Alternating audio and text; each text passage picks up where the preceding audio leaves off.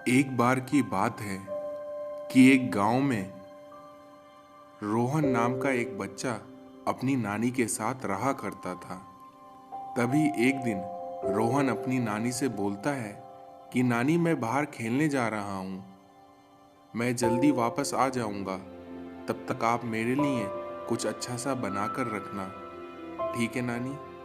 तभी उसकी नानी बोलती है कि ठीक है रोहन बेटा, जल्दी घर आ जाना और शैतानी ज़्यादा मत करना और चोट मत मार लेना।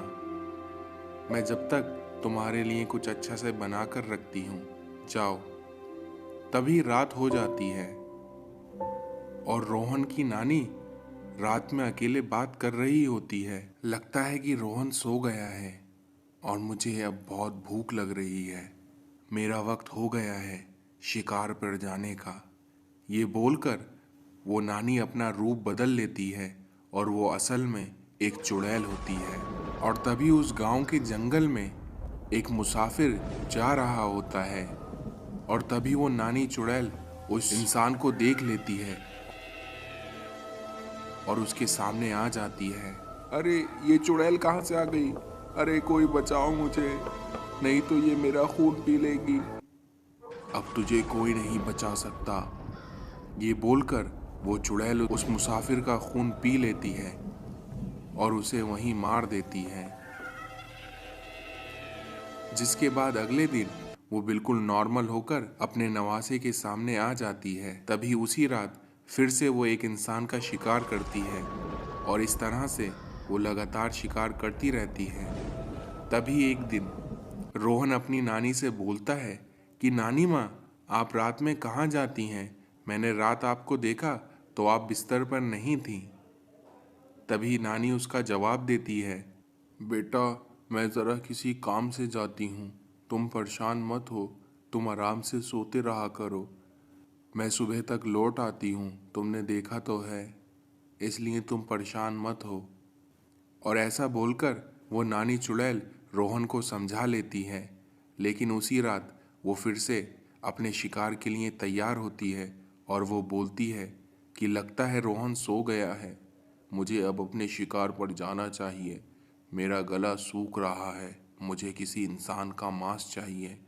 और ये बोलकर वो वहाँ से निकल जाती है। लेकिन उस दिन रोहन सोता नहीं है और वो बोलता है कि आज मुझे अपनी नानी का पीछा करना चाहिए और देखना चाहिए कि इतनी रात में नानी माँ कहाँ जाती हैं।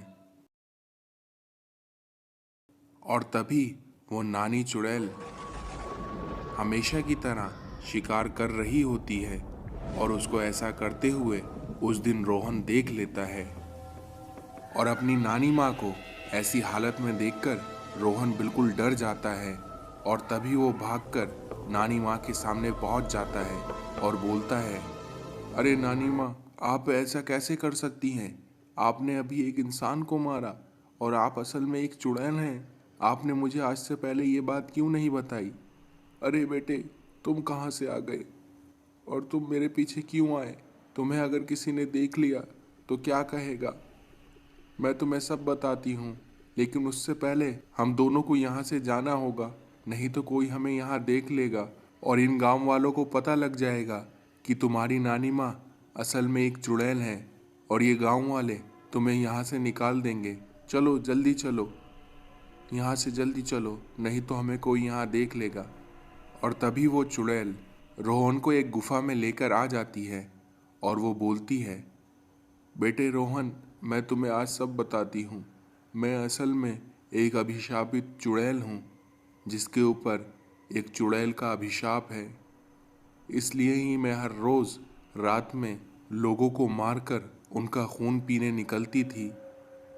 लेकिन मैंने तुम्हें ये इसलिए नहीं बताया था कि मैं तुम्हें अगर अपनी सच्चाई बता देती तो तुम मुझसे प्यार नहीं करते और तुम मुझे छोड़कर चले जाते। इसलिए मैंने बेटा तुम्हें नहीं बताया। तभी रोहन बोलता है, नहीं नानी माँ, मैं आपको छोड़कर कहीं नहीं जाऊँगा। लेकिन आपकी ऐसी हालत कैसे हुई? आप मुझे बताइए, आप ठीक कैसे हो सकती हैं? मैं आपके लिए वो करूँगा। तभी नानी माँ बोलती है कि बेटे, मैं तुम्हें सब बताऊंगी, लेकिन उससे पहले तुम मुझे यहीं छोड़कर चले जाओ, जिससे मैं और गांव वालों का शिकार नहीं करूं, और तुम मेरा खाना इसी गुफा में ले आना, लेकिन ध्यान रखना तुम्हें कोई देख ना सके, नहीं तो मुश्किल बढ़ जाएगी और तुम्हें भी गांव वाले नहीं छोड़ेंगे। समझ गए तुम? क्योंकि मैं नहीं चाहती कि मेरी वजह से मेरे बेटे पर कोई आ जाए। और ये सब सुनने के बाद रोहन वहाँ से घर की ओर निकल जाता है अपनी नानी माँ के लिए खाना लाने के लिए, और वो गुफा की ओर खाना लेकर आ जाता है। नानी माँ, अब आप मुझे बताइए कि आप कैसे ठीक होंगी। मैं आपके बिना नहीं रह सकता। आप मुझे बताओ कि आप कैसे ठीक होगी, क्योंकि मैं आपके बिना नहीं रह सकता।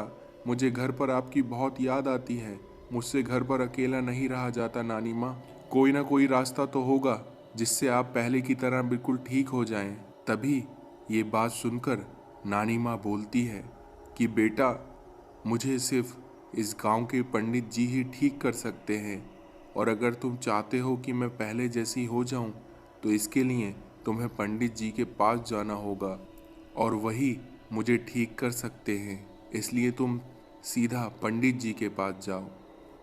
और ये सुनकर रोहन सीधा पंडित जी के पास जाने के लिए उस गुफा से निकल जाता है, और वो पंडित जी के पास पहुंच जाता है।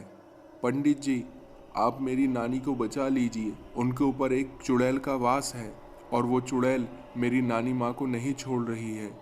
आप ही अब हमारी मदद कर सकते हैं। तभी पंडित जी बोलते हैं, बेटा तुम परेशान मत हो, मैं तुम्हारी मदद करूँगा, सब ठीक हो जाएगा।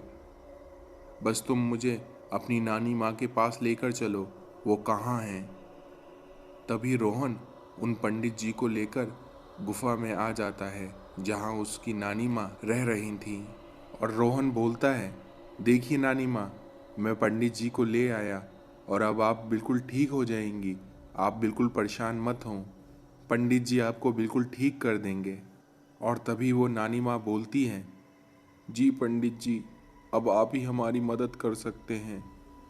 आप परेशान मत हो, मैं सब समझ गया हूँ। तुम्हारे ऊपर एक चुड़ैल का वास है जो तुमसे ये सब काम करवा रही है, लेकिन उससे निपटने के लिए हमें सबसे पहले उसकी लाश को जलाना होगा, तभी तुम्हें उस चुड़ैल से मुक्ति मिल सकती है। हमें आज ही जंगल जाकर उसकी दबी हुई लाश को निकाल कर उसे जलाना होगा, जिसके बाद तुम्हें उस चुड़ैल से मुक्ति मिल जाएगी। और उसी रात रोहन और पंडित जी जंगल में आकर उस चुड़ैल की लाश को निकाल लेते हैं, और उस पर मंत्रों का जाप कर कर उस पर आग लगा देते हैं, जिसके बाद देखते ही देखते वो लाश जलकर राख हो जाती है, और वहाँ दादी माँ के अंदर से चुड़ैल की रूह निकलकर बाहर जलने लगती है, और देखते ही देखते वो वहाँ से गायब हो जाती है। और इसके बाद रोहन भी गुफा में आ जाता है, और वो बोलता है कि नानी माँ, आप बिल्कुल ठीक हो गई। पंडित जी ने उस चुड़ैल को हरा दिया और उसे मार दिया। अब आप बिल्कुल ठीक हो गई हैं, और अब आप मेरे साथ घर चल सकती हैं नानी माँ। और इस तरह से रोहन अपनी नानी माँ को उस चुड़ैल के चंगुल से बचा लेता है। तो दोस्तों, अगर आपको ये वीडियो पसंद आई हो तो हमारी वीडियो को ज़रूर लाइक करें, और अभी तक आपने हमारे चैनल को सब्सक्राइब नहीं किया है तो उसे ज़रूर सब्सक्राइब कर लें, जिससे हमारी आने वाली नई वीडियो आप सबसे पहले